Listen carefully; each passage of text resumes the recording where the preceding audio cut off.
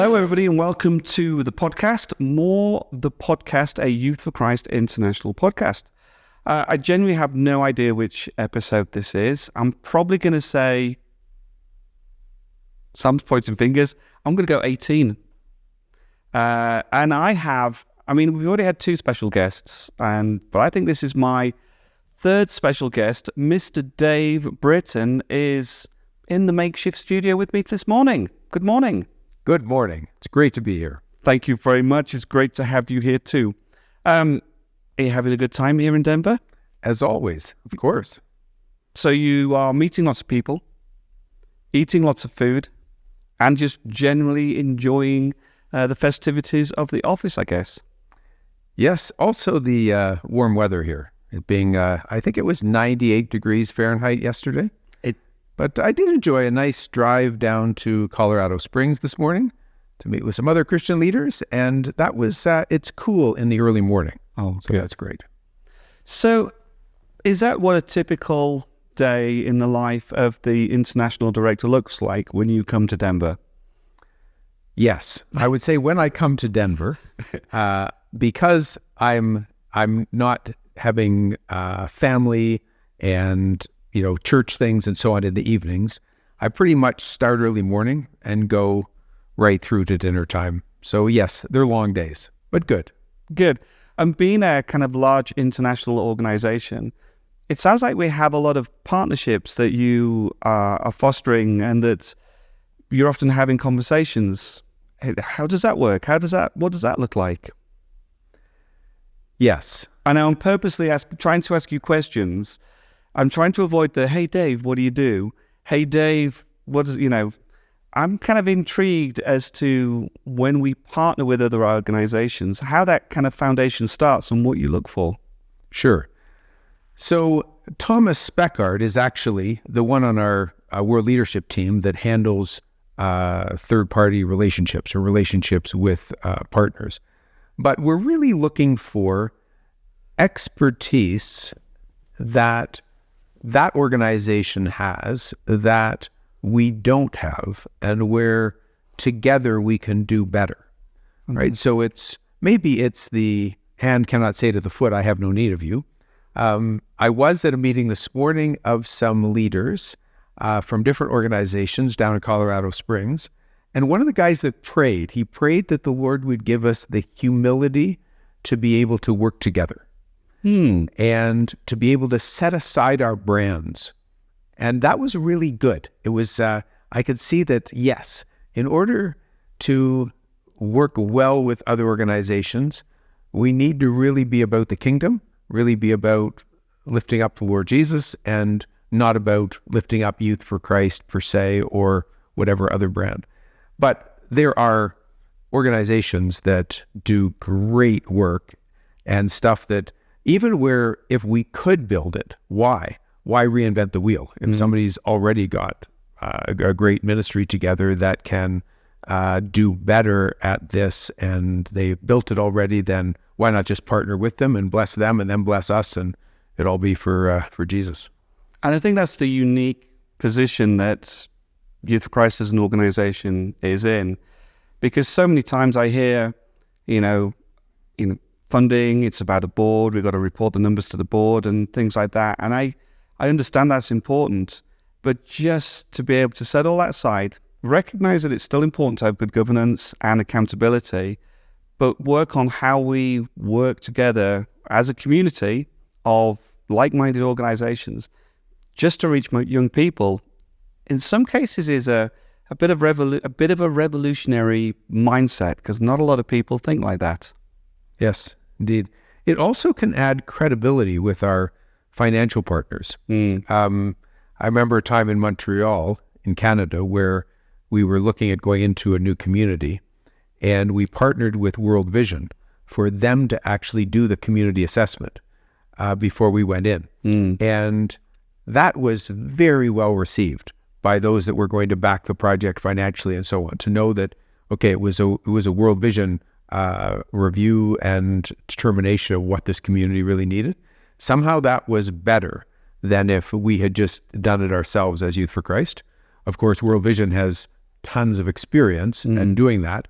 So they did a great job, and they actually took us in a different direction for the ministry with that community than if we had not done the partnership with them and actually had that assessment done.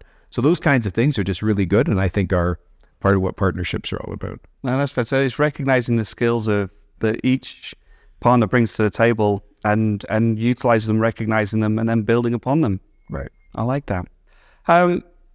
We've got a big celebration coming up in October. I believe it's a sold-out event by the name of General Assembly. Yes, I think it was that catchy name, General Assembly, that, is so creative, it's so unique. They just made it sell out in a... It's General and we assemble. There you go. Yes. Have we got a theme this year by any chance?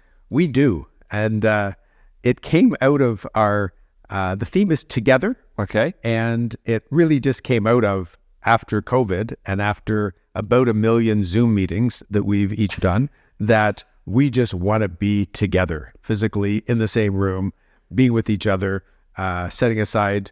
Yes, there will be those that watch it on Zoom or on other media, but wow, when we can be together physically, that's what just encourages us a ton. So that's why we've come up with the theme of Together for this year.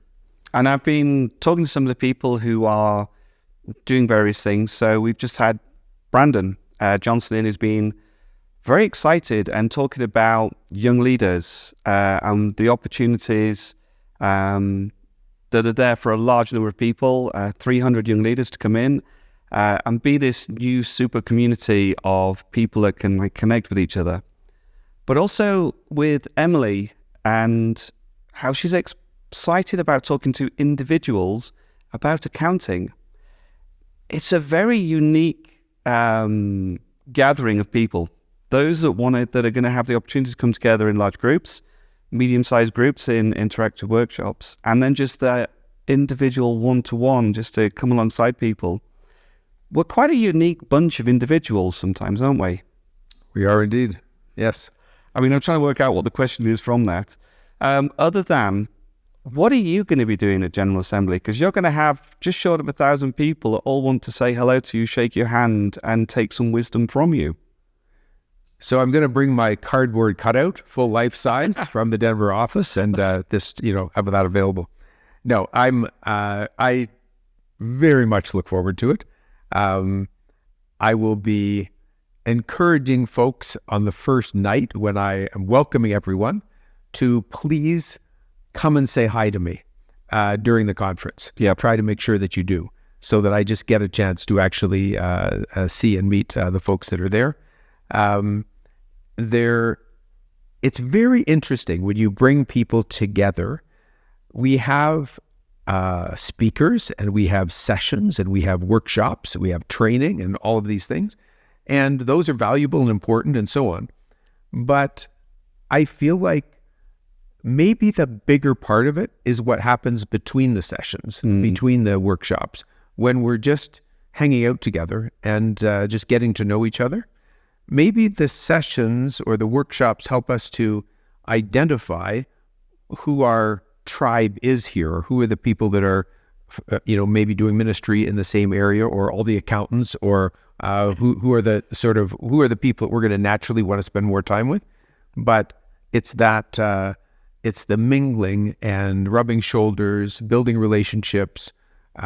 Probably they result in follow-up visits and connecting after the conference. Yeah. That is highly valuable. I think that in the DNA of Youth for Christ, we learn from each other, and when something's working really well in one nation, then we want to duplicate that. We want to learn from that and then bring it to another nation. So I'm thinking just yesterday I was in an email exchange with Al Heron, who's the Executive Director of Montreal Youth for Christ, and Shem, who is the National Director of Youth for Christ in Kenya, is coming to visit us in Montreal next month. And one of the bridges there is homes for teen moms. Okay. So here, Shem's got that happening in rural Kenya, and it's happening in Montreal, and they're going to compare notes and learn from each other. So that sort of relationship building, I think, happens at GA and then ends up going on after the conference. I like that. And again, I love the phrase you said, find your tribe. We normally say, find your people of interest, find those like-minded. But I think it is like a tribe, cutting, through the trees, through the wilderness, and then finding the like-minded people. I wouldn't have thought that Kenya and Montreal would have any commonality, but then you realize things happen around the world and it's just the environment that's different. The problems that people face, both in communities and in their personal lives, are really very similar. So we can actually get alongside each other a lot more than we realize and share. I like that. Yes. Right. So I need a word of wisdom from you. This is in relation to General Assembly. Let's go with a challenge. What would you like people to do at General Assembly if they can only do one thing? I would say what not to do. Oh, okay. Is don't hide in your room and watch TV or be on Facebook. Actually mingle live. You're there. Some of you may be more introverted, some of you more extroverted, but I'm saying as much as you can, be there, be present, be mixing, find those folks that are doing similar ministry to you or who have an area that maybe you want to explore. Maybe you're thinking about an area of ministry in your own context and you hear about somebody that's actually already doing that. Go hang out with them. Go pick their brain. Find out what's going on. For the young leaders that are coming there, again, I encourage connecting. I have a nephew that just finished his MBA, Master of Business Administration, and I was chatting with him over lunch. He said, Dave, more than what I learned was the relationships that I built that I think are going to stay with me through life. And for the young leaders coming to GA, I would hope that they will build relationships, hang out with other young leaders that they'll end up doing ministry with in the Youth for Christ context over the next 20, 30 years. That would be awesome if that happened. So the one thing not to do, hide in your hotel room. The thing to do, build relationships. Fantastic. Dave, thank you so much for joining me today. For those of you listening or indeed watching, if you want to get in touch with Dave, you can do, but do it through Peggy. The information will be at the bottom, because if Dave gets spammed with all of the emails saying, hey, we want to do this, we'll let Peggy filter them out. But thank you so much for listening. Thank you for watching, and we'll see you in the next podcast.